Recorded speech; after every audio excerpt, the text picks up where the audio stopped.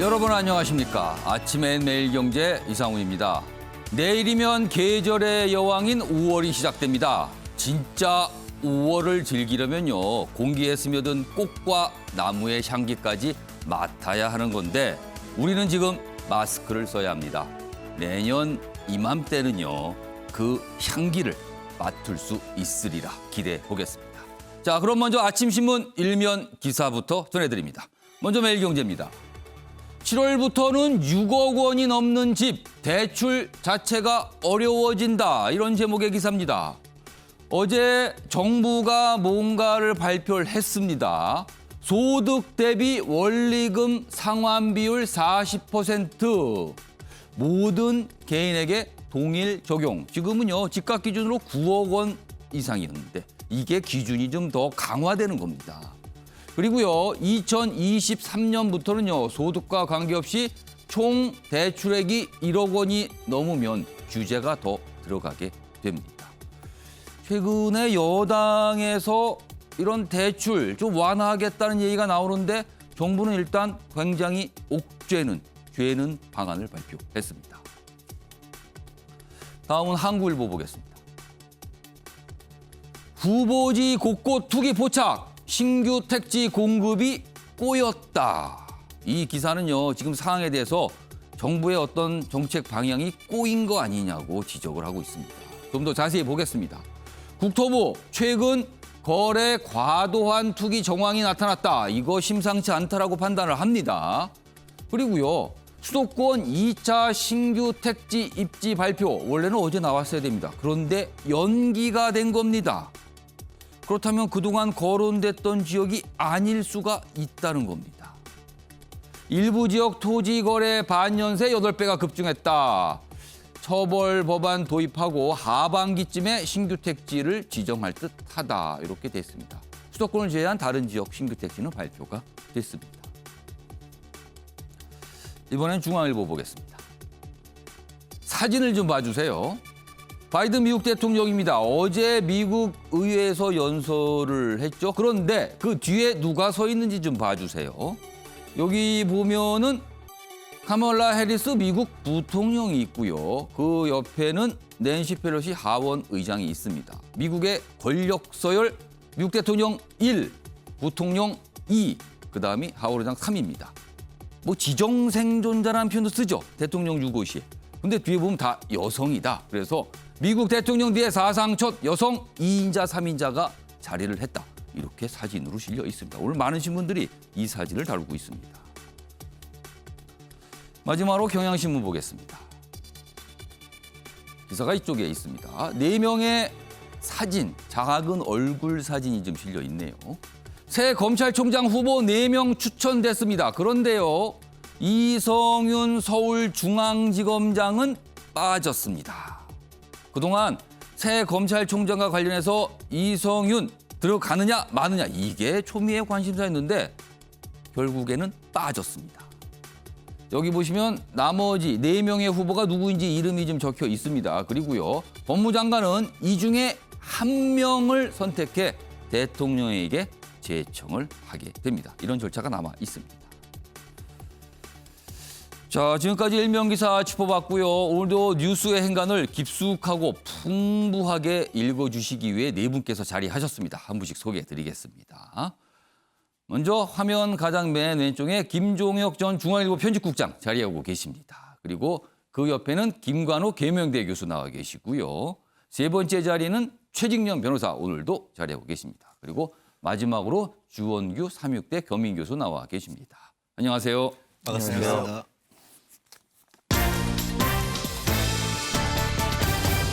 오늘 다룰 주요 이슈들을 4가지 키워드로 정리했습니다. 아침을 여는 키워드 화면에 준비되어 있습니다. 첫 번째 키워드부터 보겠습니다. 투표 반란. 새 검찰총장 후보자 4명이 선택이 됐습니다. 추천위원회가 꾸려졌죠. 그리고 그 안에서 투표를 통해서 결정이 된 건데요. 언론에서는 이 결과를 투표 반란 이렇게 설명하고 있습니다. 이 내용도 다뤄볼 예정이고요. 두 번째 키워드는 성공 방정식입니다. 어디에서 성공을 했다는 걸까요? 여당 내에서 당 지도부를 들어가는 데 성공하는데 전당대회를 거치잖아요. 전당대회에서 이렇게 하면 성공합니다. 이런 얘기가 여당 내에서 나왔습니다. 이른바 문자 폭탄 논쟁. 이게 금방 끝나지 않고 계속 이어지고 있는 상황입니다. 세 번째 키워드는 윤 딜레마. 여기서 말하는 윤, 이제 아시죠? 누군지. 윤석열 전 검찰총장 얘기입니다. 지금 뭔가 딜레마에 놓일 수 있는 상황이 조금씩 보이고 있다라는 평가를 받습니다. 마지막 키워드는 영끌 막힌다. 영끌 하면은 대출이 떠오르는데요. 일명기사 때 잠시 전에 드렸죠. 정부가 대출 이 규제를 강화하는 방안을 발표했는데 그렇다면은 돈을 빌려서 집을 마련하기가 더 어려워진다는 얘기입니다. 그래서 막힌다라는 지적이 나오고 있습니다. 자, 아침에 매일 경제가 본격적으로 출발하겠습니다. 첫 번째 이슈는요. 차기 검찰총장 인선. 이 내용 좀 다뤄보겠습니다. 아직 누군지는 결정이 안 됐고요. 후보 4명이 결정이 됐다는 얘기입니다. 기사 보겠습니다. 검찰총장 후보 추천위원회 투표 반란이다. 자기 조직을 못 믿는 사람 수장 자격 없다. 이런 얘기가 나왔다고 합니다. 두 차례 투표에서 이성윤 서울중앙지검장 큰 표차로 탈락이다. 어떻게 보면 기사가 좀 이상하죠. 원래 이런 인선과 관련된 기사는 누가 왜 됐다가 나오는 거 아닙니까? 그런데 누가 왜 안 됐다고 달아지는 거예요, 지금. 그만큼 이성윤 중앙지검장이 관심을 받았다는 거죠, 지금요. 수사 독립 위한 방패될 수 있어야 하는데 이런 부분에서 부족했다. 뭐 이런 지적이 있었다고 합니다. 이성윤 포함 이런 제안이 있었는데 받아들여지지 않았다는 거예요. 추천위에서 투표 반란이 일어났다. 이런 평가입니다. 자, 후보 추천위 득표 1위는 조남관 이렇게 돼 있습니다. 뭐 이런 내용까지 좀 적혀 있습니다.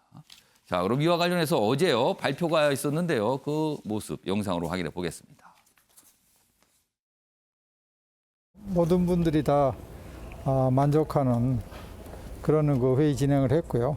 또 결과에 대해서도 모두가 다 만족했고 그렇기 때문에 특별히 큰 이견이라든가 이런 건 별로 없었어요. 표결은 거친 건가요? 필요할 때는 표결했지만 사실상 표결이 그렇게 중요했다고는 보지는 않고요. 전체적으로는 하여튼 모두가 다 합의하는 그런 방식으로 결정이 됐습니다. 필요한 경우라면 한 명 한 명을 두고 표결을 한 이것이 그렇지는 않습니다. 그래서 검찰총장 후보 추천위원회에서 아주 활발하게 논의가 있었다고 이렇게 보고를 받았습니다. 그 결과를 존중하고요. 인사에 관한 과정이기 때문에 제가 소상하게 말씀드릴 수가 없고요. 이제 총장 추천위원회에서 4분의 후보자들을 추천을 해주셨기 때문에 지금부터 재청권자로서 맡은 바 소임에 충실하려고 합니다. 예상하셨던 결과랑 좀 다르게 나왔거나 이렇진 않았나요? 제가 거기에 대해서 이러쿵저러쿵 의견을 달기는 좀 그렇고요. 네, 최인영 변호사. 사실 어제 법조계에서는 굉장한 이슈였을 겁니다. 자, 이성윤 서울중앙지검장 과연 검찰총장 후보 그 안에 들어갈 것인가? 그리고 최종적으로 검찰총장 될 것인가? 뭐 이런 게 관심이었는데 빠졌습니다. 아예 4명의 후보에도. 어떤 이유가 있었을까요? 꽃길은 여기까지. 꽃길이요? 네, 사실 그 문재인 대통령께서 그 취임하신 이후에 이게 그 문재인 대통령의 대학교 동문으로서 예. 초고속 승진을 꽃길을 걸어오신 분이 바로 이성윤 서울중앙검사장님 아니십니까? 결국 그 지난번에 지금까지 어떻게 보면은 예. 검찰 개혁의 가장 선봉에서 역할을 하신 건 맞습니다만 지난번에 있었던 이른바 추윤 갈등, 추미애 전 법무부 장관과 윤석열 전 검찰총장의 어떤 그 갈등 속에서 예.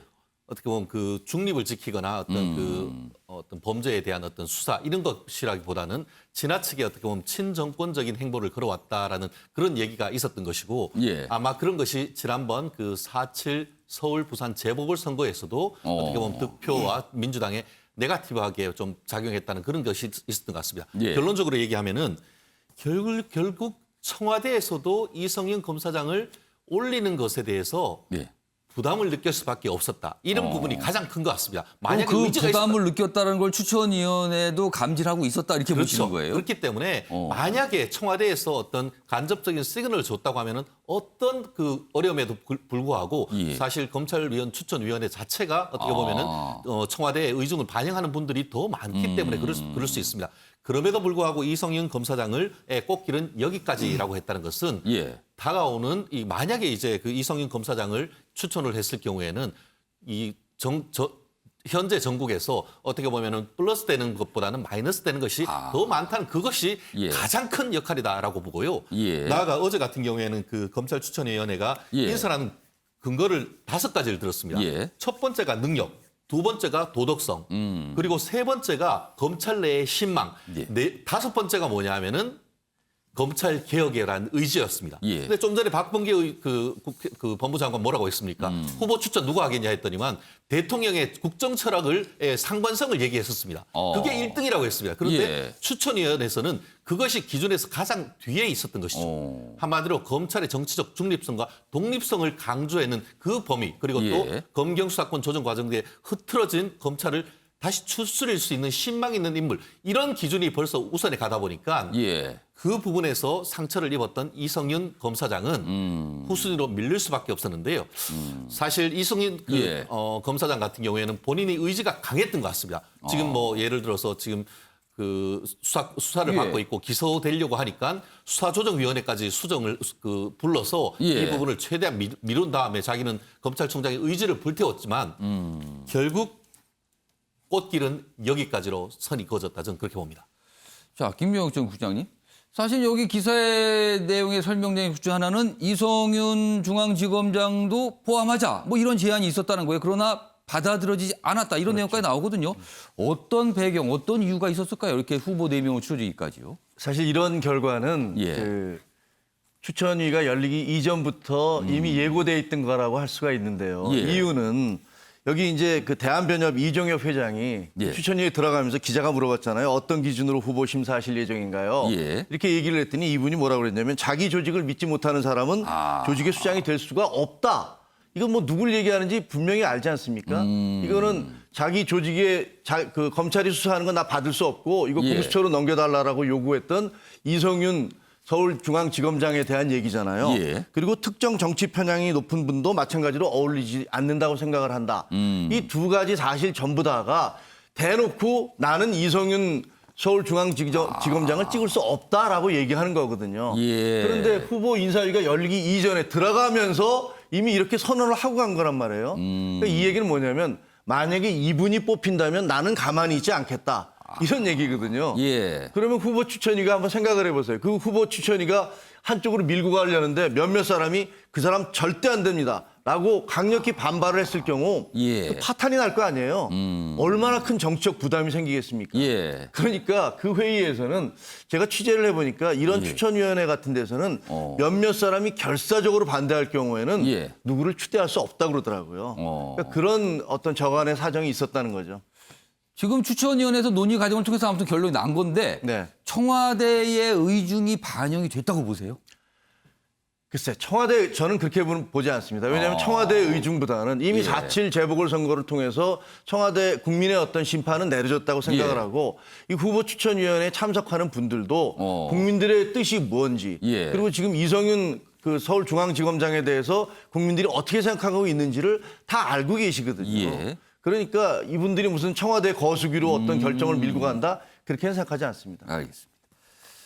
최인정 변호사의 분석과 김정욱 전 국장의 분석이 약간 다른 측면이 있어요. 그리고 겹치는 부분도 있고요. 자, 김관학 교수님께는 이 질문을 드릴게요. 자, 이 4명의 후보가 정해졌습니다. 근데 언론의 관심사는 누가 빠졌냐 얘기를 가지고 있어요. 그 빠지신 분에 관한 얘기가 훨씬 많은데 지금 이 결과 청와대와 박범계 법무부 장관은 굉장히 불편할까요? 아니면 어떻게 지금 생각하고 있을까요? 그 내용을 좀 분석해 주세요. 지금 우리가 박상기 전 법무부 장관이 이 정부의 법무부 장관입니다. 그렇습니다. 결과를 보고서 나올 때 얘기했던 것이 모두가 만족하는 결과를 만들어냈다. 굉장히 원만하게. 그것도 4시간 만에 모든 게 끝났다는 건 생각보다 여기에 회의가 빨리 크게 끝났다는 이견이 거예요. 없었다는 거거든요. 예. 그러니까 여기에서 뭐 청와대나 법무부 장관도 특별한 어떤 오더나 또는 뭐 선호하는 인사를 제시하지 않았다는 얘기라고 저는 해석을 해요. 그 이유는 사실은 뭐 어떻게 보면 검찰 개혁이 제도적 개혁의 부분은 거의 마무리 단계가 되거든요. 예. 그렇게 본다 그러면 이제 검찰의 안정화 이것이 지금의 상황을 굉장히 상황에서 중요한 어떤 부분인 것이지 예. 여기서 또 다시 개혁으로 해가지고 또 논란을 불러일으킨다는 거는 마지막 1년. 그러니까 이번에 검찰총장은 이 정부의 마지막 1년과 새로운 정부의 예. 1년을 시작하는 1년을 담당하는 거거든요. 매우 예. 중요한 어떤 시기에 오는 사람인데 여기서 또 다른 논란을 불러온다? 예. 이거는 정부에게도 굉장히 부담이 되는 것이고 또 여당도 선거를 치러야 되잖아요. 예. 이런 부분은 가급적이면 우리가 얘기한 대로 신망을 얻는 분이 결국에 이 조직을 어떻게 안정화시키느냐에 더 역점을 두는 것이고 특히나 이제 이 검찰총장 후보 추천위원회가 예. 구성됐다는 거는 대통령이 독단적으로 인사를 할 수 없다는 것을 보여주는 거예요. 그렇죠. 이미 절차적으로 예. 이 9명이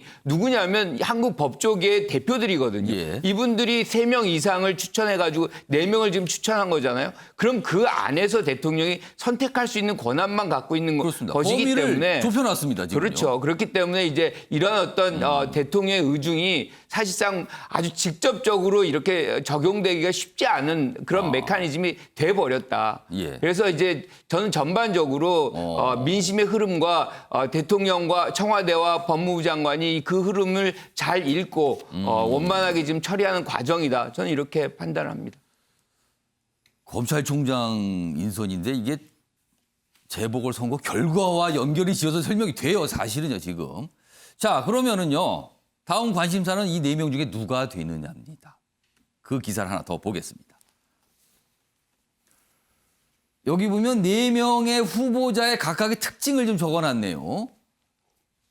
개혁은 김오수, 중립은 구본선, 뚝심은 배성범, 신망은 조남관.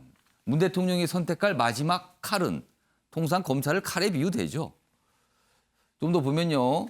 검찰 안팎 우려, 방탄 총장 일색은 일단 탈피했다. 그리고요. 외부 민간위원 소신 추천 영향인 듯하다. 그리고 뭐 아까 같은 내용이네요. 뭐 이성윤 후보군 제안 뭐 거절했다. 뭐 이런 내용까지 적혀 있습니다. 자, 지금 언론에서는요. 이 기사는 뭐 구체적으로 그렇게까지 지목은 안 하고 있습니다만 전체적인 언론의 보도의 내용을 정리해 보면은요. 김오수 전 차관 그리고 조남관 대검 차장 2명 중 아니냐 뭐 이런 얘기가 있습니다. 지금요. 각각의 특징도 있고요. 자, 그럼 김종혁 정국장님 어려운 질문인데요. 최종 1명은 누가 될 것 같습니까? 그게 뭐 대통령께서 예, 결정하시겠지만 대통령이 이제 결정을 할 겁니다. 예. 근데 지금 이제 두 분이 말씀하신 거에 조금만 추가를 하자면 지금 이제 이번 사태는 이성윤 중앙지검장이 임명되지 올라가지 않음으로 해서 제2의 조국 사태를 막았다. 뭐 이런 생각이 들어요. 사실 만약에 또 이분을 임명을 해서 혹시 이성윤 그 중앙지검장이 검찰총장이 된다면 그거는 아마도 제2의 조국 사태가 재현될 수 있는 그런 가능성이 막아졌다. 뭐 이런 생각.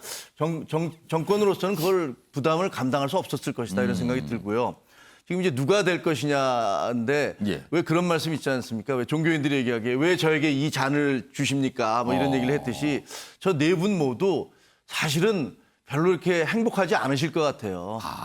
왜냐하면 지금 이제 아까 그 김관욱 교수님 얘기하셨지만 이 1년 동안 검찰총장을 하고 다음 정권에서 1년을 해야 되지 않습니까? 그렇습니다. 그런데 이번 정권에서 사실 검찰이 이번 정권의 모든 뭐 그 초점이 검찰에 맞춰져 있었고 그리고 검찰 개혁을 한다고 했지만 사실은 또 그 반대편에 있는 분들은 이번 정권처럼 검찰이 정치화된 적이 없다.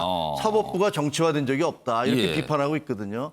근데 검찰총장이 되고 나면 다음 정권과도 상대를 해야 되는데 예. 다음 정권에서 과연 지금 이 정권에서 임명한 검찰총장을 얼마나 달가워할 것인지 그러면 또 어떤 사태가 벌어질 것인지 그게 굉장히 괴로운 부분이 하나일 것이고 예. 또 하나는 저 중대범죄수사청인가 뭐 이런 것처럼 예. 검찰 조직의 힘을 빼는 일을 하라고 지금 요구를 할 그렇습니다, 텐데 지금. 그럼 검찰총장 입장에서는 자기 조직의 힘을 빼고 자기 후배들한테 욕먹을 짓을 자기가 해야 되는데 예. 그것도 얼마나 괴로운 일이겠습니까? 그래서 제가 듣기에는 지금 대개 얘기는 김호수 전 법무차관이 아마 될 가능성이 높다 이렇게들 얘기하잖아요. 그동안 사실 정부하고는 같이 뭐 보조를 맞춰왔다는 평가를 받으니까요. 지금. 그러니까요. 예. 근데 저분이 어떻게 보면 윤석열 그 전 검찰총장을 수사 배제시키는데도 뭐 앞장을 섰던 예. 분이고 그러니까 한번 생각을 해보세요. 만약에 야당이 집권을 했을 경우에 뭐 예. 누가 되실지는 모르지만 그럴 경우 저분의 입장이 무엇일까 굉장히 어려운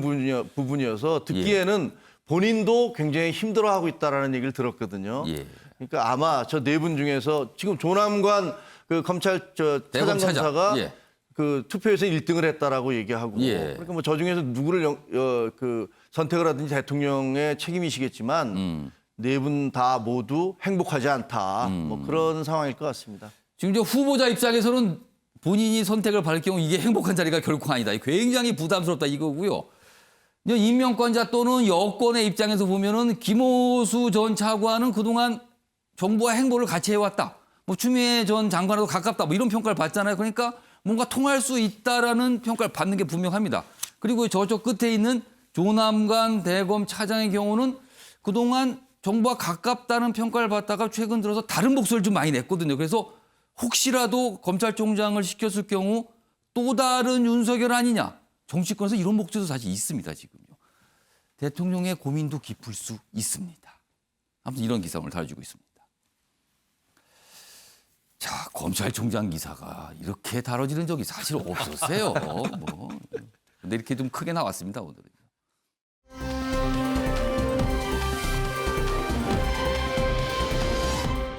자, 다음은 정치권, 그중에서도 여당 얘기 좀 해보겠습니다. 이른바 문자폭탄 논쟁이 계속 이어지고 있어요.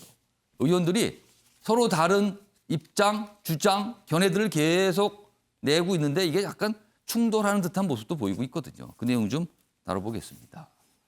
먼저 첫 번째 기사입니다. 여당 문자폭탄 충돌. 조응천 의원은 이 문자폭탄 이거 받은 다음에 끙끙 앓는 의원들 많다. 이거 문제 많습니다. 이런 입장이고요. 반면에 윤건영 의원은 이거는요 선출직이면 감당해야 되는 겁니다. 뭐 이런 걸 갖고 그러세요. 이런 분위기입니다. 다르죠? 보겠습니다. 조응천 강경파 70만 당원 목소리 강경파의 70만 당원 목소리가 묻힌다.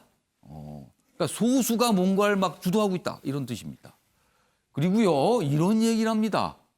박주민, 김종민, 김용민 이분들 지도부에 들어가 있잖아요. 이분들 성공 방정식이 바로 이런 거다. 이렇게 지적을 합니다. 그리고 뭐 뭔가 모임을 만들겠다는 각오도 밝혔어요. 반면에 윤건영 당신 민심 괴리 없습니다. 쓸데없는 소리 하지 마세요. 자꾸 이런 취지의 얘기를 합니다. 지금. 지도부도 문자폭탄 문제 안 삼는다. 대선 후보 경선 주요 쟁점이 될 수도 있다. 이렇게 전망하고 있습니다. 기사 하나 더 있습니다. 보겠습니다. 모임에 관한 얘기인데요. 조응천 등 여당 내 비주류 쇄신 모임 추진한다. 이렇게 돼 있습니다. 뭔가 이런 강성 지지자, 당신 민심 뭐 이런 거에 대한 입장을 좀 분명히 내겠다는 거예요. 쇄신 입장문 공동으로 내기로 했다. 이런 내용까지 곁들여져 있습니다. 자, 그럼요. 조응천, 윤건영 두 의원의 목소리 확인해 보겠습니다. 사실은 이 한 2, 3천 명, 한 2천 명 되시는 이 강성 지지층들이 너무나 적극적으로 관여를 하기 때문에 70만 명의 목소리가 이 2천 명에 다 묻혀버리는 거죠. 이 김용민 의원은 이 박주민 혹은 김종민 그동안의 전당대회에서 그 성공 방정식이 있습니다. 박주민 의원, 예, 그다음에 김종민 의원 1위 하셨죠. 그렇다면 이제 강성 지지층에 그렇죠, 호소하는 그렇죠. 것이다 지금 네, 그렇게 네, 생각하시는 네. 거예요? 저는 민주당에는 다양한 구성원들이 있다라는 생각이 들고요. 예. 그 색깔로 비유하면 빨주노초 파란불을 넘어서 정말 많은 색깔이 있습니다. 그중에서 몇몇 색깔이 도드라져 보일 수는 있습니다. 하지만 예. 그렇다고 그 색깔이 다른 색을 지울 수는 없다고 생각하거든요. 예. 조홍철 의원님께서는 그런 말씀을 하실 수는 있지만 당원들이 의원들한테 문자 보내는 거에 대해서는 그냥 저희가 선출직이지 않습니까? 선출직이라면 뭐 그 정도는 저희 감당하고 가야 되지 않나 싶습니다. 다만 예. 그 내용들이 개인의 신상을 심각하게 모독하거나 명예를 훼손하거나 그런 어느 수준에 넘었다라고 하면 그건 문제가 되겠죠. 자, 주원규 교수님. 네. 성공 방정식이다. 이런 걸 뭐 활용한 측면이 있다. 아니다. 선출직은 감당해야 된다. 뭐 이렇게 의견이 좀 달라요. 어느 쪽 주장에 더 공감을 하시는지 의견을 좀 주세요. 되게 복잡하고 딜레마가 있는데요. 저는 일단 옳게 왔다라는 생각이 듭니다. 옳게 왔다고요? 네. 성공방정식이라는 조홍철 의원의 지적도 일리가 있어요. 그런데 과연 2,000명의 강성당원들이 이렇게 다 휘저었다고 해서 70만의 권리당원, 더 나아가면 이제 170만까지도 이제 잡을 수 있는데 그 권리당원들이나 그 당원들이 모두 그런 열성 지지층한테 다 휘말렸냐? 그건 아니라고 봐야 된다고 생각합니다. 그러니까 그 친문이라는 그런 어떤 넓은 스펙트럼이 있기 때문에 예. 최고위원회 지금까지 이제 박주민 그리고 그런 의원들이 당선이 된 것이지 그게 과연 열성 지지층만이 다 리드했다고 해서 거기에 다 휘말렸다고 보기에는 예. 이제 의문부호가 남는데요. 여기서 이제 제가 옳게 왔다라고 본 건 예. 조홍천 의원이 사실 예전에 이제 조금 박해라고 해서 약간 비주류 그러니까 친문과 다른 목소리를 낸 의원들이 어떻게 보면 조리돌림 형식의 수준으로까지 이제 고립됐던 그래서 경험이 쓴소리를 있습니다. 좀 할 때마다 문자 폭탄이 엄청나게 왔다는 맞습니다. 얘기가 나와요. 그래서 결국 금태섭 전 의원은 이제 어떻게 보면은 비토를 당했다라는 여당 입장에서는 그런 개념까지도 나왔고요. 그런 의미에서 이번에는 비주류 중진 의원들을 모여서 쇄신 모임을 하겠다라고 발표하셨거든요. 예. 이건 지난번에 민주당 초선 의원들이 어떤 입장문을 발표하는 것과는 좀 차원이 다릅니다. 왜냐하면 자칫 잘못하면 이 쇄신 모임이 이른바 이제 경선으로 나아갈 때 예. 친이계의 어떤 입김으로까지 보여지지 않을까. 그렇게 될 경우에 친이계라면 여기서 이는 누굴 말씀하시는 거예요? 뭐 이제 조심스럽게 밝히자면 아무래도 지금 현재 대권 주자로서 지지율이 제일 높은 이재명 의원을 따라가게 되는 이재명 지사를. 친이의 다른 이름은 반문이라고 해석이 되는 겁니까? 네, 맞습니다. 그렇게 될 것 같습니다. 그래서 이 중진 의원들이 목소리를 내기 시작했을 때 본격적으로 이 권리당원들의 판도라의 상자는 열리게 되지 않을까. 예. 그럼 과연 조홍천 의원이 얘기한 것처럼 이건 일부 열성 당원들의 문제다라고만 볼 것이냐? 저는 그것만이 아니라고 보기 때문에 예. 이게 자칫 잘못하면은 앞으로 여권의 경선에 있어서 진흙탕 싸움이 예견되는 예. 움직임으로 보인다. 그렇게 판단됩니다. 다음 기사는 그렇다면 이렇게 문자를 많이 보내고 있는 강성당원 뭐 또는 열성 지지자 뭐 이렇게 표현됩니다. 과연 그들은 누구인가? 그 내용을 좀 다룬 기사입니다. SNS로 무장, 문지기 팬덤. 소신 짓누르고 민주당을 들었다 놨다. 한겨레 기사 제목이 이렇습니다. 제목 자체가 비판적이네요, 굉장히. 70만 권리당원 그들은 누구인가를 분석하고 있습니다. 안철수 지금 국민의당 대표가 과거에 문재인 대통령과 같이 있었죠. 근데 그 탈당을 계기로 문재인 지키자 이런 목소리가 강하게 나왔습니다. 한참 된 얘기네요, 벌써. 3040 세대 주축으로 일주일 사이에 10만 명이나 늘었다. 당원이 급격히 늘었다는 겁니다. 검찰개혁, 언론개혁, 여론 형성을 주도하고 있다. 그리고요, 이른바 좌표 찍기. 전화번호를 딱 노출시키면 그걸로 막 갑니다, 문자가. 그리고 문자 폭탄, 여당 내 쟁점화되고 있다. 이렇게 돼 있습니다. 자, 이 얘기 좀 잠깐 먼저 해보겠습니다. 자, 김종혁 전 국장님. 이들은 누굽니까? 진짜. 어떻게 지금 보고 계세요?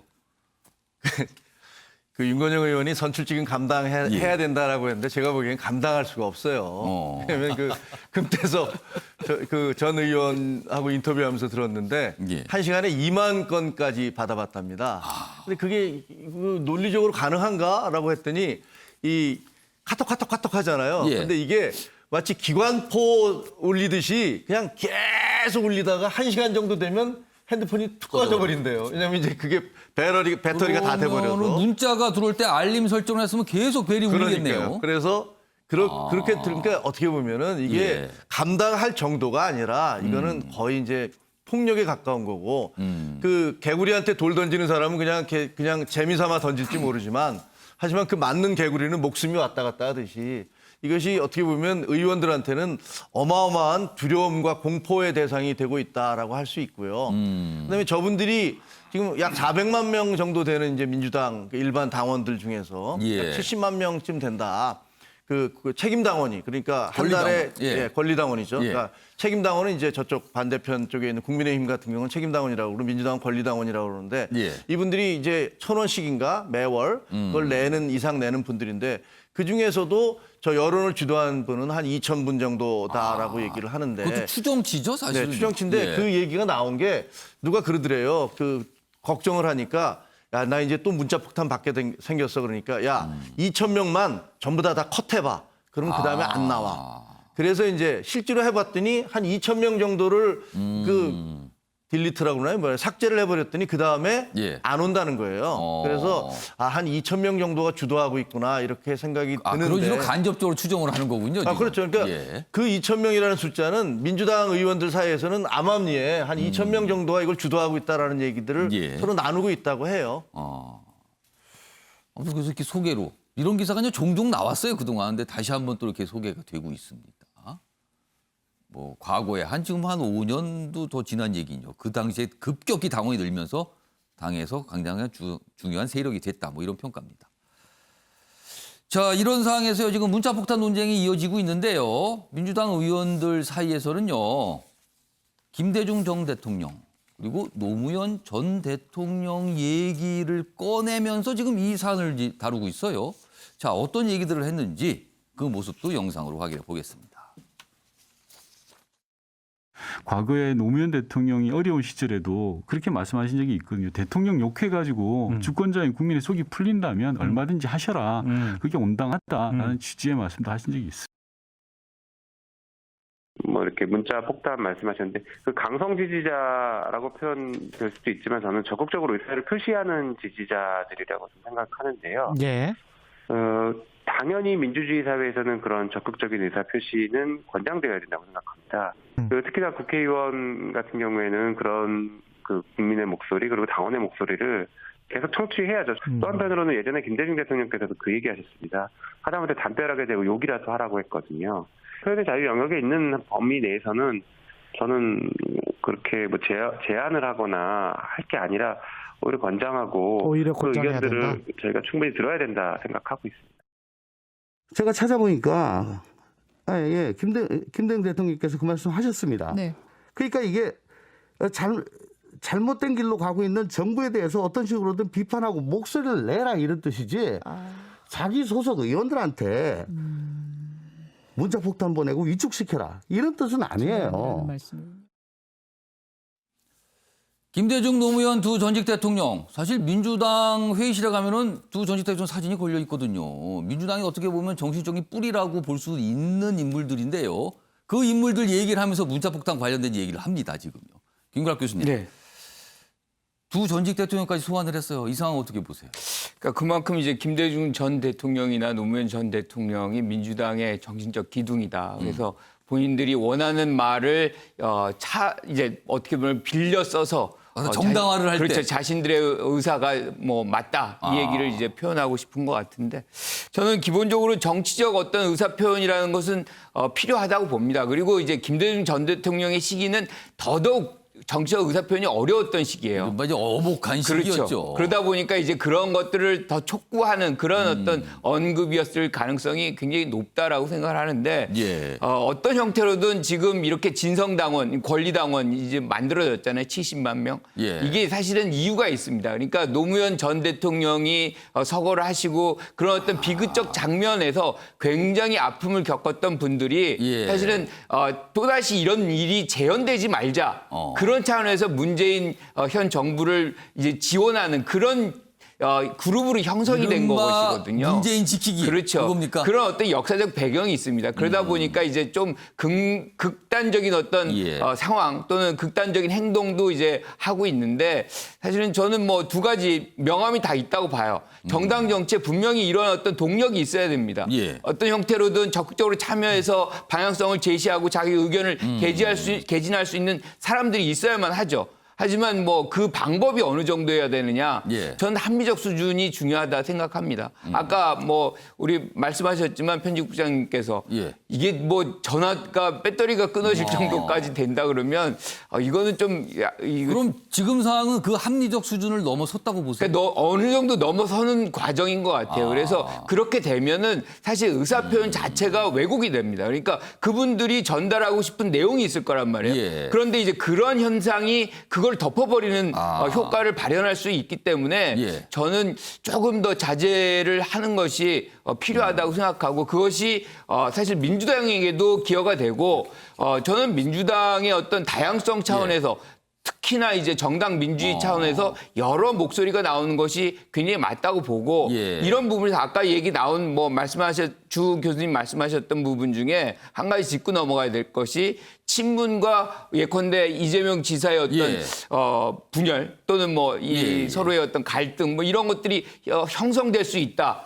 저는 꼭 그렇게 보지 않습니다. 그러니까 친문들도 당연히 예. 정권 재창출이 가장 최고의 목표가 될 수 있거든요. 예. 그래서 이런 당내 분란이 그 어떤 모든 것을 덮을 수 있는 상황은 아니다. 지금 이 민주당 정부에서 가장 중요한 목표는 정권 재창출이라고 본다면 친문도 여러 가지 고민해야 되는 상황이 있다. 그렇기 때문에 이재명 지사와의 어떤 갈등, 예. 분열 이것이 전제된 것이다라고 얘기하기는 어렵다 이렇게 봅니다.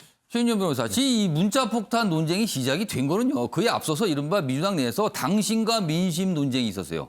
그러니까 민심은 밖에 있는데 당심이 일부 주도하는 세력들이 있기 때문에 동떨어져 있다. 민심과 당심이. 이거 문제 아니냐? 그러면서 시작이 되면서 문자폭탄 논쟁으로 이어졌거든요. 당심, 민심.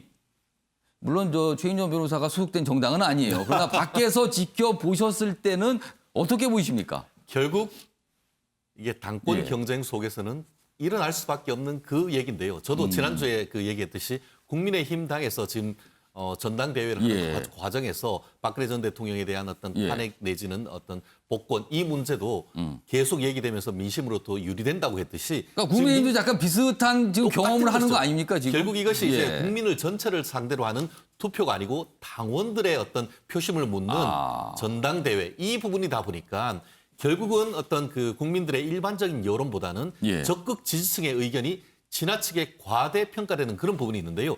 사실 민주당 내에서도 어제 같은 경우에도 민주당 내에도 굉장히 다양한 목소리가 있다. 마치 빨주, 노초, 파란보, 무지개가 있다라고 하는데 예. 무지개는 사실 그 비율이 일정 부분이고 한쪽이 지나치게 과대하게 되지 않고 굉장히 비례적이죠. 그렇지만 지금 이 그 SNS의 이른바 문지기 팬덤은 예. 그 파란색이 지나치게 많아서 이 팔주노초 파란보 7가지 중에 70~80%를 대변하는 것처럼 이른바 과잉 어떻게 보면 대표 문제가 발생하기 때문에 민심과 당심이 괴리된다는 그런 것 부분인데 말씀드렸듯이 이번 전당대회가 지나가면은 또다시 어떻게 보면 민주당 내에서도 어떤 민심을 끌어들이기 위한 노력은 할 것입니다만 적어도 이 시점에서는 당권을 잡아야 되는 당권 주자들로서는 적극적인 지지층의 어떤 호소를 할 수밖에 없는 그런 상황이면 충분히 이해를 합니다. 하지만 그럼에도 불구하고 그렇게 될 경우에는 이번 문재인 대통령께 지지율에 굉장히 마이너스가 된다는 점이 이 부분의 핵심인 거죠. 마치 문재인 정부를 지지하기 위해서 하지만 예. 그것이 오히려 부메랑이 내서 문재인 대통령의 지지율을 깎아먹을 수 있는 그런 부분이기 때문에 이 부분이 이 시점에서는 문재인 대통령께서 결자 해제하는 마음으로 이 부분은 조금 더 자제하라라는 그런 메시지를 내는 것은 적절한 시점이 아닐까 생각합니다. 예, 김지혁 전 국장님. 예, 저는 이제 이렇게 표현할 수 있을 것 같은데요. 호리병 속에서 마법사를 꺼내기는 쉽지만 예. 다시 집어넣기는 너무 어렵다. 그러니까 쉽게 얘기하면 이 마법사라는 게 그 아주 힘이 센 마법사. 쉽게 얘기하면 지금 이제 그 SNS에 그 의사를 표시하는 그런 분들일 수 있는데 당원들. 뭐 나쁘게 얘기하면 무슨 예. 문판이 무슨 뭐 대깨문이니 이런 예, 소리들을 예. 했던 분들이 있잖아요. 이분들이 사실은 이 정부에 굉장히 강력한 힘이 돼 왔었던 거죠. 반대편들에 대해서 국민의힘이나 뭐 야당에 대해서 공격을 하는 데 있어서 적극적으로 앞서셨었고 그래서 굉장히 마법사의 힘을 발휘했는데 이제는 그분들이 힘이 커져서 자기 편들에 대해서도 막 이렇게 공격을 하기 시작한 거 아닙니까? 마음에 안 든다고. 근데 정책이라는 것은 하다 보면 그 일반 국민들이 잘 모르는 부분에서 어쩔 수 없이 해야 되는 부분도 있고 그 나중에 세월이 지난 다음에 밝혀지는 부분도 있는데 이 인터넷 댓글이라는 것의 특징은 직자성이잖아요. 즉각 반응을 하고 마음에 안 들면 막 공격을 해야 되는데 그렇게 되면 장기적인 계획이라든가 이런 것들을 세울 수가 없잖아요. 그러니까 제가 생각하기에는 지금 이제 댓글을 다시는 분들은 이게 민주주의의 좋은 표현이죠. 좋은 방식이고 민주주의를 위해서 권장돼야 하지만 이런 식으로 즉각적인 반응을 계속하다 보면 자기들이 사랑하는 그 정당이 망가질 수도 있다. 그래서 혹시 민주당을 정말로 사랑을 하신다면 이런 의견 표현을 조금 자제를 하고 조금 인내하는 모습을 보여주는 것이 오히려 그것이 자기가 사랑하는 정당이 잘 되도록 하는 길이다. 이런 말씀을 드리고 싶네요. 계속 나와요, 며칠째 지금 이 내용이요. 그리고 맨날 이렇게 발언들이 추가가 되고 있거든요. 지금 상황에서. 이 상황입니다. 자, 뭐 여당 내 상황을 좀 들여다봤는데요. 지금 시각이 오전 8시 40분을 좀 빠르게 지나고 있습니다. 여러분께서는 생방송 아침의 매일경제를 보고 계십니다.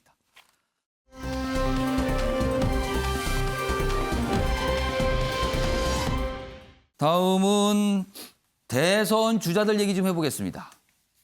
먼저 야권 대선 주자 1위를 기록하고 있죠. 윤석열 전 검찰총장 관련된 내용이 오늘도 있는데요. 기사가 좀 한 2가지 정도 나와 있습니다. 보겠습니다. 박근혜 사면론 뜨자 윤석열 TK 지지율이 꺼졌다. 이거 어떻게 되는 거죠, 그러면은? 여기서 좀 그동안 지지가 많이 나왔다고 평가를 받았는데요. 한 달 사이 보니까 56.8%였던 게 지금은 39.7% 많이 떨어졌네요. 물론 전국 지지율 조사 가운데 특정 지역만 본 겁니다. 그래서 뭐 한계는 있을 수 있습니다만 일단 추세상으로 봤을 때 뭔가 내려가는 모습이 나타났다는 거죠. 국민의힘 사면론 지역 민심을 흔들었다. 그런데다가 김용판 의원이 또 며칠 전에 고해성사라고 또 외쳤잖아요. 이런 게 또 영향 준 거 아니냐는 거죠.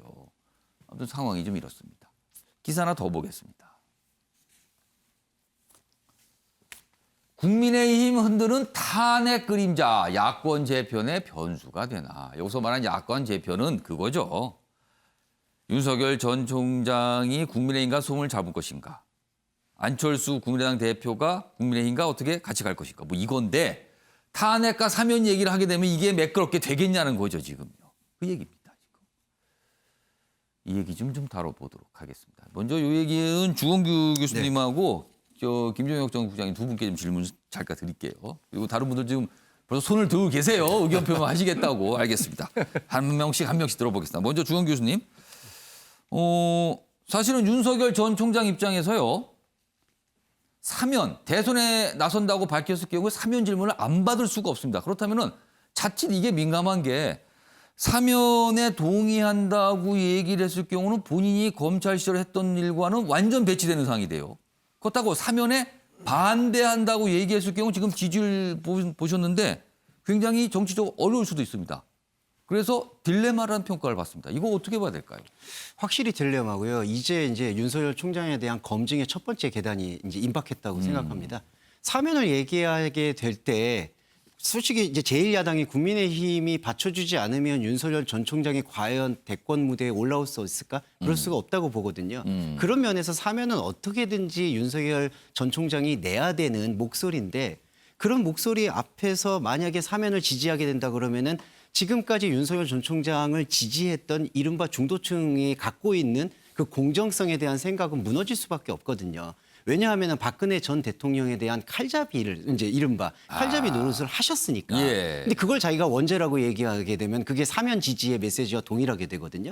그러면은 그것은 분명히 지지율에 중도층 지지율에 악영향이 있을 수 있고 반대로 사면론에 대해서 지지 이사를 갖게 되면은 캐스팅 보드를 쥐고 있는 TK라는 지지율은 확보할 수 있겠지만 그러면 그게 전국적 지지율로 갈 수 있을까? 그럴 수가 없거든요. 또 문제가 발생할 수 맞습니다. 있고요. 왜냐하면 전국적으로 지금 윤석열 전 총장을 지지했던 요인은 이른바 검찰개혁의 그 소용돌이 속에서 자기 소신을 지키다가 박해받았다는 이미지가 있었기 때문에 그 이미지를 계속 가져가려면 이 사면 이야기는 꺼내서는 안 되는 어떻게 보면 불문율이 된 그러네요. 거라고 봅니다. 그런데 그럴 수도 없고 네. 아니라고 할 수도 없고 맞습니다. 이런 겁니다. 그러면은 죄송한데 윤석열 전 총장이 다른 돌파구를 마련하셔야 되는데 지금까지 보여준 게 없으세요. 뭐 부동산, 공정, 그리고 어떤 뭐 지사직을 역임하신 것도 아니고 국회의원을 하신 것도 아니고 예. 여론의 어떤 집중적인 어떤 검증도 받지 않은 상태에서 예. 그러면 윤석열 전 총장을 지켜줄 수 있는 게 뭐가 있겠느냐라는 회의론이 눈을 뜰 수가 있다라는 겁니다.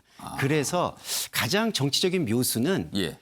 내가 박근혜 전 대통령을 단죄했던 것은 정당하지만 그렇지만 대승적 차원에서 이 사면을 고려해 볼 수 있다라는 그런 이제 정치적으로 아주 고도의 메시지가 훈련되지 않으셨다라면은 얘기를 엄청나게 잘해야 되는 상황인데요. 네, 그러면요. 그런 것들이 훈련되지 않으셨다라고 그러면 여론의 역풍과 그리고 허수로서의 윤석열 전 총장의 지지율이 나타나야 되지 않을까 그렇게 예단합니다. 김종혁 전 국장님께는 이 질문을 드릴게요. 지금 분명히 딜레마 상황으로 보여요. 그렇다면 윤석열 전 총장으로서는 이 딜레마 상황 어떻게 극복할 수 있습니까? 아니 그거는 이제 아까 우리 주 교수님이 잘 말씀을 해주셨는데 애매하게 얘기해야 된다 그 말씀인가요? 근데 저는 예. 그 딜레마는 분명히 딜레마죠. 예. 딜레마인 게 이제 TK 지역에서는 박근혜 전 대통령이 그걸 이렇게 수사를 했던 거에 대해 원망이 있고 예. 동시에 이제 이 문재인 정부를 정권 교체를 할 수 있는 그런 기대주라는 그런 기대감이 이제 같이 섞여 있는데 예. 전국적으로 보면은 윤석열 전 총장에 대해서는 그 박근혜 정부와 문재인 정부에 있어서 대통령이 지시하는 것이나 이런 것과 관계없이 법과 정의, 질서 이런 것들을 공정 이런 것들을 실현했다는 그런 것들에 의해서 지지도가 올라가고 있는 거잖아요. 예. 그렇기 때문에 윤 총장으로서는 정말 어려운 부분인 건 분명한데 저는 언론인으로서 기자로서 이런 생각이 들어요. 그때 당시에 탄핵이 이루어질 때 예. 사실은 저도 이제 그 방송 책임자였는데 예. 그때 당시 기억하시는지 모르지만 약 80% 정도의 국민들이 탄핵에 찬성을 했어요. 그렇습니다. 그렇죠? 예. 그리고 국회에서 정상적으로 여야 투표에 의해서 정상적인 법으로 통과가 됐어요. 헌법 절차를 거쳤죠. 그렇죠. 예. 그다음에 헌법재판소에 의해서 판결이 내려진 거예요. 예. 그렇다면 지금 현재 탄핵에 대해서 얘기를 한다면 그동안에 우리가 지금 살아오고 있는 모든 헌법 체계를 다 뒤집지 않는 한은 불가능한 거예요. 그때 지금이야 이제 끝난 다음에 다시 이렇게 예. 얘기를 하고 있지만 그때 당시에 국민들이 다 이거 국정농단이 너무 심했다, 문제가 있다라고 지적했던 그런 여론들. 예. 그리고 정상적인 국민 투표에 국회에서 절차를 마쳤고 예, 예. 헌법재판소를 거친 이 과정을 이제 와서 다시 거꾸로 돌려서 그 모든 책임을 윤석열이라는 한 사람에게 그거를 떠밀려고 하는 것은 제가 보기에는 야 이게 뭐지? 그러면은 사면이라는 얘기로 의견을 좁혀보면 어떻습니까? 주제를. 사면은 제가 보기에는 여권으로서는 예. 뭐 이런 표현 되는지 모르지만 꽃놀이패 같은 거라고 생각을 해요. 왜냐하면 사면이라는 것은 결국은 그 대통령의 책임이잖아요. 대통령이 하든가 말든가 결정을 해야 되는데 그 대통령에게 떠진 부담을 윤 총장한테 밀어버릴 수 있는 거죠. 윤 정치적으로도 그런 의미가 당신이 된다는 거네요. 그때 수사했잖아라고 얘기를 한다면 예. 근데 조금 비겁한 게 그때 당시에 권력도 그렇고 그때 국회는 뭐 했고 그다음에 국민들은 뭐 했고 아니 그런 다른 모든 걸 좀 이상한 것 같아요. 김광 교수님, 지금 김종혁 전 국장께서는 사면 얘기를 윤석열 검찰 쪽에 자꾸 물어보는 건 비겁하다고 평가를 해주셔서요. 그걸 분석을 해주셨는데 김광 교수께서는 어떻게 보셨어요? 어떻게도 직면할 수밖에 없는 그건 얘기다라고 사실이에요. 생각을 하는데 저는 야권의 대선 주도권 싸움이 시작됐다. 그러니까 TK 지역은 우리 없이 윤석열 전 총장 당선될 수 있겠냐. 그런 메시지를 그렇죠. 보내고 있는 거예요, 지금요? 그러니 지금 사면을 하든 탄핵을 잘못했다 그러고 얘기를 하든 둘 중에 하나 해라. 빨리 답을 하시오. 그렇죠. 그런데 윤석열 전 총장 같은 경우는 그럼 나 없이 정권 교체 되겠느냐. 그러니까 둘이 한동안 힘겨루기를 할 거라고 봐요. 예. 그럼 저는 누가 이긴다고 보냐면 예. 윤석열 전 총장이 이긴다고 봐요.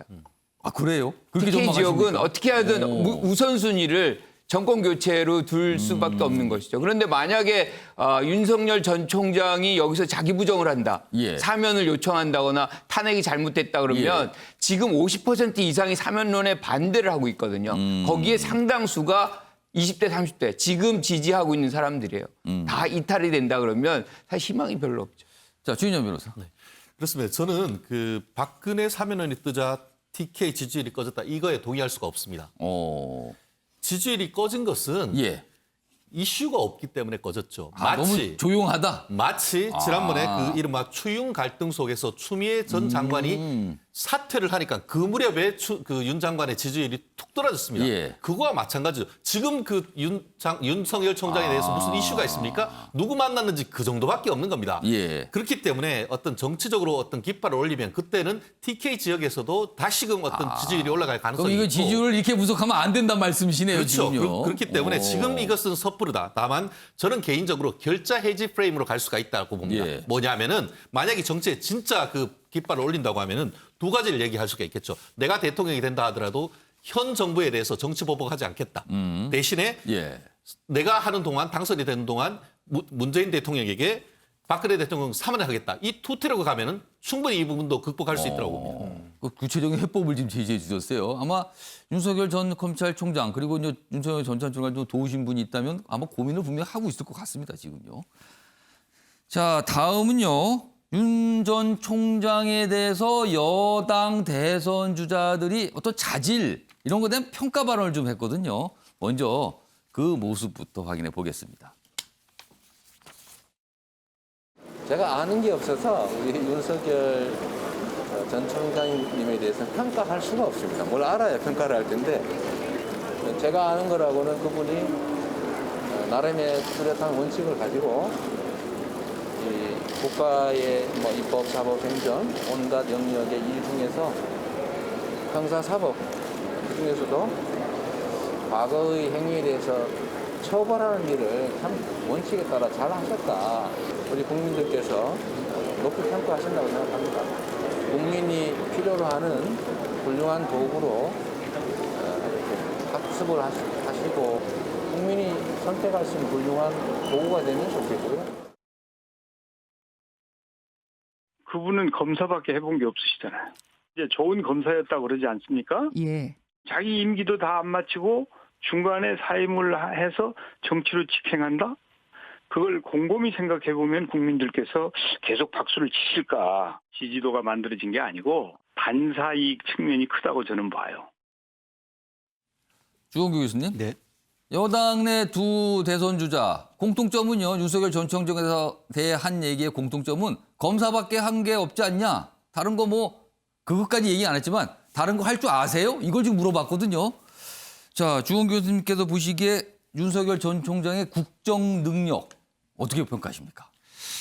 아마도 저는 이재명 지사가 더 고도로 비판을 했다고 생각합니다. 아, 저 칭찬인 듯 아닌 듯 한 게 더 고도다. 칭찬이 아닌 것 같아요, 확실히. 왜냐하면은 정세균 총리가 어떻게 보면 밑바탕을 깔아준 것 같고요. 정세균 전 총리가 예. 검사로서 아무것도 검사 외에는 한 게 없지 않냐라고 말씀하신 게 이제 일단 원색적인 조금 비난이라고 본다면 이재명 전 지사는 예. 일단 뭐 높이 평가한다. 근데 그게 과연 그게 높이 평가하는 거냐?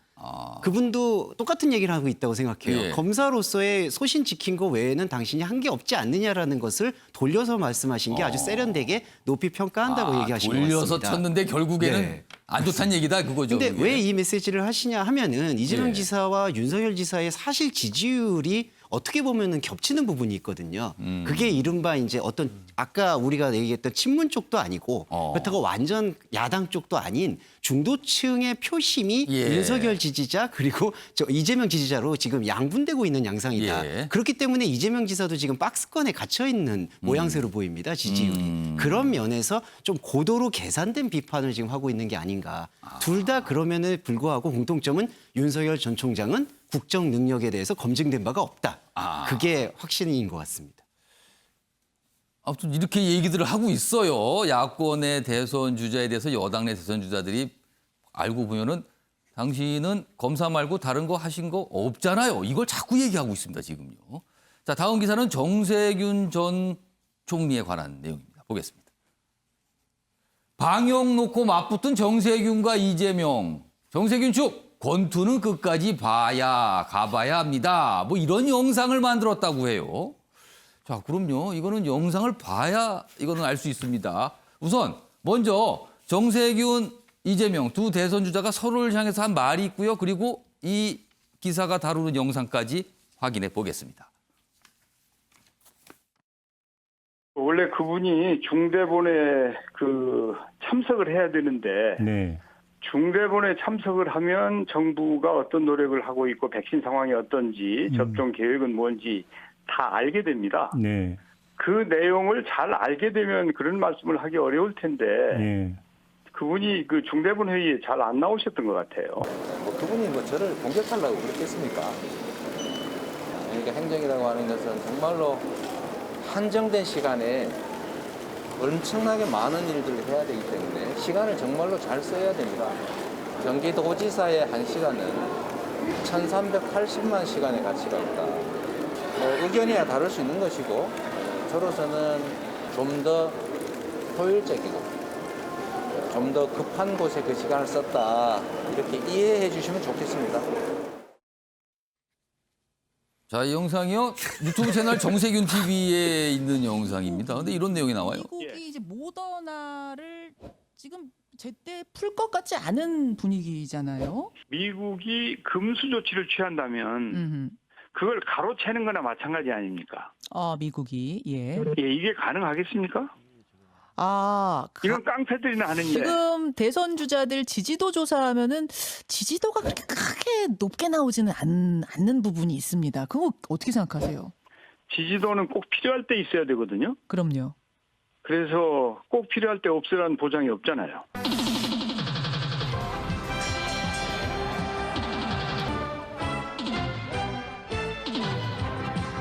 영상에 지금 이 정세균 TV에 나온 저런 영상, 마지막에 웃는 차는 저렇게까지 하면서 뭔가를 좀 남기죠? 그러면서 안 끝났다. 뭐 이런 걸 얘기하고 싶은 것 같습니다. 자, 김광석 교수님. 네. 그동안 정세균 전 총리, 신사 뭐 이런 이미지였잖아요. 근데 요즘에 약간 어떻게 보면은 살짝 강한 얘기, 다르게 표현하면 약간 독한 얘기, 그 영상도 이런 것도 공개를 하고 있습니다. 이거 어떻게 보세요? 사실 총리 마지막 시기부터 좀 말이 세졌습니다. 예. 그러니까 준비를 하셨던 거죠. 그래서 이제 정세균 전 총리가 막 대선 진입을 하셨기 때문에 예. 지지율 확보가 시급해요. 그러다 보니까 이제 강경 발언하시고 특히나 이제 언더독의 입장이니까 제일 이제 높은 위치에 있는 탑독을 때려야 되는 거죠. 그래야만 이제 가운데 있는 뭐 이낙연 대표 자리까지 올라갈 수 있는 그런 순서를 이제 가고 있는 겁니다. 그러다 보니까 이낙연 대표를 겨냥하지 않고 탑독인 이재명 지사를 계속해서 공략을 하는 이런 장면이 나올 수밖에 없는 것이고 거기에 대해서 이재명 지사는 굉장히 이제 우리가 꼰트로 얘기하면 멀리 떨어져서 하는 아웃복싱 같은 경우를 지금 하고 있는 거거든요. 그래서 지금부터가 실질적으로 이 3인의 어떤 경선 과정이 시작됐다. 흥미롭게 볼 수 있는 대목이다 이렇게 생각합니다. 여야 대선 주자들이 어떤 특정 후보를 또 견제하고 그 견제하는 후보는 또 다른 후보가 또 뒤에서 견제하고 있고 뭐가 이렇게 막 견제하는 모습들이 나타나고 있습니다.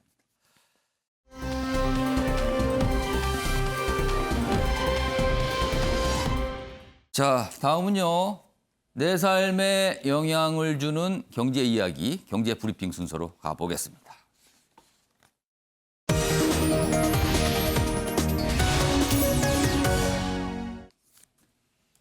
오늘 경제브리핑 주제는 대출 이야기입니다. 일명 기사 때 잠시 짚어드렸는데 좀 자세히 보겠습니다. 6억 넘는 아파트 담보대출 조인다. 7월부터 규제 지역의 DSR 이런 게 있습니다. 이게 원리금은 어느 정도 감당하실 수 있습니까? 이런 거 기준을 마련한 건데 이게 40% 지금 기준인데 이게 적용을 확대하겠다는 겁니다. 기존에는 9억이 기준이었는데 이걸 낮춰갖고 그럼 대상자가 늘어나잖아요. 현행 9억 넘는 아파트에서 대상을 확대했다. 마이너스 통장이 있으면 한도가 더 깎인다. 그러니까 대출을 전체적으로 다 모아서 규제하겠다는 겁니다. 그러면은 소득이 적은 서민 청년층은 타격이 더 크다. 이게 그럼 2030 뭐 이렇게 떠오르잖아요. 여당 내에서 지금 2030 민심이 안 좋으니까 부동산 민심이 특히 안 좋잖아요. 그래서 뭐 부동산 관련해서 여러 가지 하겠다라고 얘기 나오는데 그중에 하나가 대출 좀 풀겠습니다. 뭐 이런 거잖아요. 그럼 이건 어떻게 되는 겁니까? 지금 이 와중에. 다른 방향입니다. 기사 하나 더 있습니다. 연봉 6천만 원인 직장인은 6억대 집을 살 때 대출이 1억이 줄어듭니다. 그러자 이거 영끌 막힌다. 이런 불만이 나오고 있다고 합니다. 이 얘기 좀 해보겠습니다. 주홍규 교수님. 네. 이게 무슨 상황이죠, 이거는? 일단은 여당이 말하고 있는 대출 완화는 전혀 반대 방향인데 예. 저는 그래도 이게 정부의 방향이 맞다고 생각을 합니다. 거시경제성 측면에서 지금 가계부채가 너무 높아 있고요. 예. 그리고 이 기사에서 조금 알려지지 않은 부분이 있는데 그 39세 이하 청년한테는 그 30년 그 만기 상환 대출을 40년으로 연장한 부분이 있고요. 예. 또 그리고 청년들의 원리금 상환 기준의 그 소득을 현재 소득이 아니라 미래 소득 가치까지 합쳐서 이렇게 확산하는 수가 있습니다. 그러니까 사실 청년들이나 실소유자한테 그 대비할 수 있는 대책도 지금 같이 완비되고 있거든요. 근데 안타깝게도 그런 부분들이 조금 홍보가 덜 되고 부각이 좀 덜 됐다는 거예요. 부각이 덜 되고 지금 이렇게 규제한다라는 시그널이 여당의 그런 어떤 대출 완화 시그널하고 충돌되니까 이런 모습을 뭔가 좀 보이는데 상반돼 보인단 말이에요. 네, 맞습니다. 근데 거시경제성 측면에서는 좀 필요하지만 조금 더 그러면 좀 세심한 그 대책 마련을 같이 가면 어땠을까? 규제를 먼저 발표하기보단 규제하고 공급 대책을 좀 같이 발표했으면 어땠을까 하는 아쉬움이 큽니다. 최인종 변호사와 김학규 두 분께 이 정책에 대한 평가 좀 들어보겠습니다. 먼저 최인종 변호사. 그렇습니다. 그럼 2030만 집 사고 4050은 집 사지 말란 말입니까? 실질적으로 지금 그 주 교수님 말씀하신 것에 대해서는 상당히 공감을 합니다. 특히 그 이번 그 지난 서울 부산 선거 이후에 2030 그 민심을 잡기 위한 정부 여당의 노력은 충분히 그 공감을 합니다. 그렇지만 저를 비롯해서 4050 세대 같은 경우에는 이 말은 빚내서 집 사는 거 못하게 한다는 시그널로밖에 못한단 말이에요. 결국 이번에 있었던 이른바 그 공공 그 주택 공급 대책, 이른바 새로운 규제를 넘어서 저는 이번이 26번째 부동산 규제책이다. 저는 이렇게 얘기를 하고 싶은데요.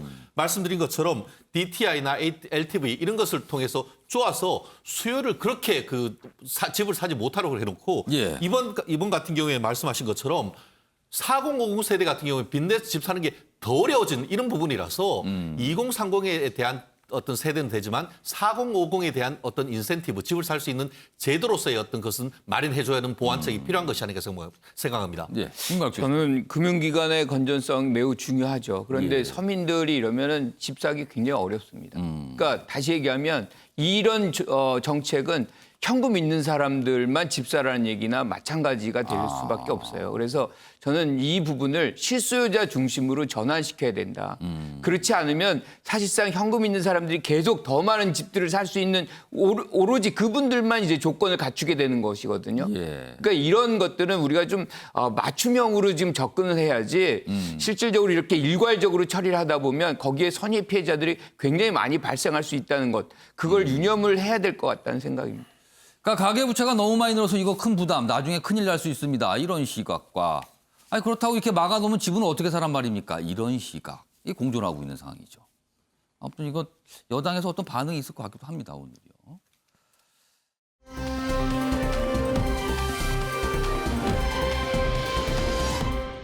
다음은 동일이라는 표현도 있고요. 뭐 쉽게 말하면 뭐 어떤 대기업의 총수를 말하는데요. 그와 관련된 기사도 있습니다. 보겠습니다. 쿠팡 총수 지적 면한 김범석. 뭐 여기 쿠팡 뭐 이사회 의장 이렇게 돼 있죠. 커지는 외국인 특혜 논란. 공정위가 쿠팡을 대기업으로 지정을 했어요. 그렇다면 동일인, 이른바 총수 지정을 합니다. 그런데 김 의장은 외국인이에요. 국적이 우리나라가 아닙니다. 그래서 총수 지적을 안 했답니다. 그렇다면 이게 어떻게 된 겁니까? 국내는 하고 외국인은 안 하고 그럼 이게 뭐가 맞는 겁니까? 그리고 이 제도는 그럼 왜 둔 겁니까? 이런 의문이 나오는 겁니다. 지금요. 기사 하나 더 있습니다. 쿠팡 총수는 쿠팡이다. 그러니까 사람 지정이 안 되니까 그냥 기업 자체를 동일인으로 지정을 했어요. 결국 총수 없는 대기업이 됐다. 실질 영향 행사하고 있는데 외국인이란 이유로 지정을 했다. 이거 뭡니까? 이런 지적이 나오게 됩니다. 지금요. 최인종 변호사, 이거 무슨 상황입니까 이게?